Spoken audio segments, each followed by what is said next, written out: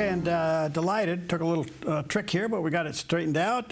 Scott Powell's back with us. He's a member of the committee of the Present Danger China and senior fellow at Discovery Institute. He's the author of a book entitled Rediscovering America, and you may want to check that out. There's a picture of the cover of the book, and rediscoveringamerica.net is the website, and there's a picture of the landing page. Sorry, Scott, for all the problems, but you know, with a little chewing gum and baling wire and duct tape, we made it work.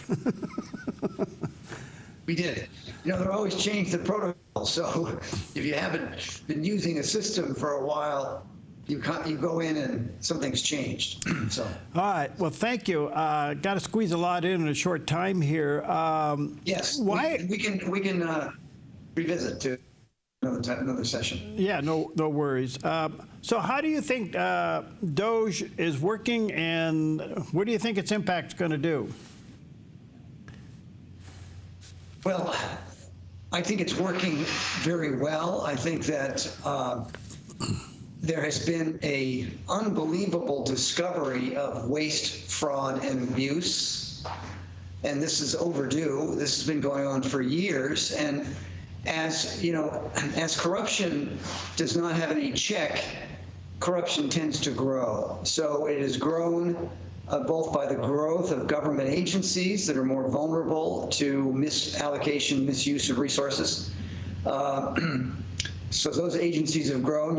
You've had more room for corruption to come in, but then you also have a changing of the culture in America because, you know, as God was driven out of our culture, what has replaced that? What's replaced it is, you know, a moral relativism. And where there's moral relativism, there's always a tendency for fallen nature to justify behavior that, you know, when held up to the to biblical standards, wouldn't measure up. So that's a big problem. Are you surprised at the level of not only, I would say, mismanagement and overspending and bureaucracy, but just some downright corruption? I think we're all surprised at the downright corruption. We've always felt that the government is very wasteful. Remember, you know, when we compare the public sector to the private sector, there's a huge difference. In the private sector, we have something that is called built-in accountability. To say that if you don't produce a good or a service for which there's a market demand and there's a price at which the market will buy your product or service, then you go out of business. If you're not profitable, can't continue to operate the business. In government, there's no bottom line. There's no measurement of success. If there is a measurement of success, it's if something is failing, they assume that they haven't spent enough money yet on the failed program. So they tend to spend more money even on failed programs. This is a fundamental difference. And this is why the founders had it right when they recognized it should be limited, it should be checked, and it shouldn't. That the private sector needed to be protected and empowered against government abuse. We have turned that on its head a bit. Now the people are being abused by the government. Do you think that this will result long-term into significant change? In other words, a lot of this is being done with EOs right now, executive orders, but do you think it will eventually translate into some kind of legislative solidarity? That's a big change because the corruption has, you know, it's not only in government agencies, it's really throughout our government. The legislature, you know, we have, I think, an executive that's very unusual right now. Donald Trump he's a righteous man. He may be a little bit rough around the edges because of his background in commercial real estate in New York, but he has a passion for righteousness and for justice, and this is very refreshing. And he is, you know, he's a man of faith. I think his faith was greatly changed, you know, when God saved his life and and caused his head to turn at that critical moment. But I think as he's reflected also on his career, he was very intent on having his second consecutive term, remember? Right. He was very convinced there was vote fraud, as many of us were. We recognized that there were huge voting irregularities, and that Donald Trump, we believe, was the rightful winner of the 2020 election. And Trump fought to have that overturned, or at least have it adjudicated. Overturning can be, isn't the right term because it needed to be adjudicated by the courts. That didn't work, try as he did. God had another plan for Donald Trump, and that was to take him out of office for 4 years, even against Trump's will, to train him up so that he could go back and be a more effective president than he would have been had he had a consecutive term. That was God's orchestration, I believe. Yeah. And part of that orchestration also was to expose the American people to the most corrupt, inept administration that we've ever had in the executive. The Biden administration was utterly corrupt. That was seen by the American people. American people's lives were negatively affected by almost every policy that the Biden administration pursued, but notably the open borders and the rise of criminal behavior throughout our country. These were very disturbing results of the Biden administration. So the American people then, if they were on the fence, they said, well, we need change. And Donald Trump seems to be the change we need. So we had a very successful election, even though we probably continue to have some vote fraud. I couldn't agree with you more. I think as we look back, we really did see the hand of God in all of this. If we believe that God raises up and takes out, then obviously he raised up President Trump, took him out, brought Biden in so that we could see how bad it would be and could be, and then brings him back after those 4 years of training with a determination to make things right again. It's pretty amazing. It's been said, and I don't know if it's been totally qualified, but the overspending that is now been exposed and continues to be exposed. You could just take Social Security, take Medicare, you could take all these other savings that DOGE is starting to uncover, that if we just stop funding them, we could balance the budget and get rid of the debt. Is that too far of a reach? That's too far of a reach. The problem we have is that we've created an entitlement system, and that would include Social Security, Medicare, Medicaid, all the benefits, the veterans' benefits, all these, and there are more, but the entitlements are those things that have been promised to the American people, particularly with regard to their health care and their retirement. This drives about 75% of the total spending of government.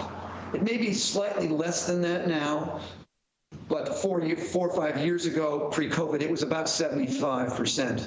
Now we've had a lot of new spending that has driven the deficit up dramatically since the pre-COVID period, and I think we can reduce the spending of government significantly, probably by $500 million, without touching the entitlements. Yeah.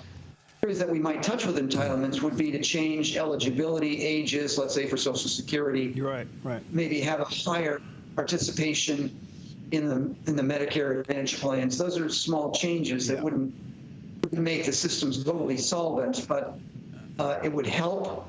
But then the other side of the equation is the revenue side. And, Trump is an amazingly creative man. He rolled out, for instance, the gold visa program, which allows people with significant assets that would bring in dollars into America. He's given them a path to citizenship. And within the first 2.5 weeks of announcing that program, 250,000 people lined up to come into the United States that qualified with $5 million. What does that mean? Multiple times 250,000, and you get $1.5 trillion. And this is just after 2 weeks. Let's say we could bring in 1 million people that that had 5 million, we could pay the debt down very significantly. But all of this takes time. And the most important thing we can do as a nation right now is give the right signals to the capital markets. And that is that we're cutting government spending. That number is going down, and we're increasing revenue. And Trump has a number of good plans. He hasn't even touched the idea of selling some of the public land. You know, 28% of land in America is owned by the government. Why does the government own land it's not using? Right. Of course, we want to have national parks and areas around the national parks that can be owned by the government. But a lot of the land that could be sold, this is mineral-rich land, so it could be, the sale could be structured in such a way that a good part of the proceeds from the minerals, primarily oil and gas that were taken out from those lands, would, you know, a debt reduction, a national reduction fund. So a lot of creative things we could do, think outside the box. Yeah, we're breaking up again. Let me just say this. I didn't mean wipe out the entitlements. What I basically meant on that question is to, you know, stop the crazy spending of people 150 years old, you know, those kinds of savings. But one last question. You mentioned the land sale, and it's already showing up in some in some buildings that he's thinking about selling. We have one right here in our backyard that is on the list of 440-something buildings that they want to sell. That's the opening of that door. Do you think it'll go to just acres of land as well? Well, I think that's where the big money is. You know, the commercial buildings that the government owns that are empty now, there's not a big market for those. You know, we're in our economy has evolved. There's more people working privately in their residences. At home work is grown, and going to the office has been reduced. So commercial real estate, there's a glut of commercial real estate, and when there's a glut of something, you don't get the high prices for it. But I think it should be done. I think we have to go forward with every possible plan to cut government spending, to reduce the size and scope of government, and get back to basics. It's the legislature that should create laws. It is not government agencies that create laws. Government agencies are unaccountable. Supposedly they'd be accountable to the legislature, but they're really not. So shrinking government agencies. There's talk about eliminating the Department of Education. I would favor that, because education should be taken care of by the states and the localities. Mm-hmm. Thank you, sir. We'll get you back when we get a better connection and get it cleared up. Let me assure our viewers and listeners, check out Scott Powell's book called Rediscovering America. It's a great read. There's a picture of the cover of the book for those watching on the DOVE TV network.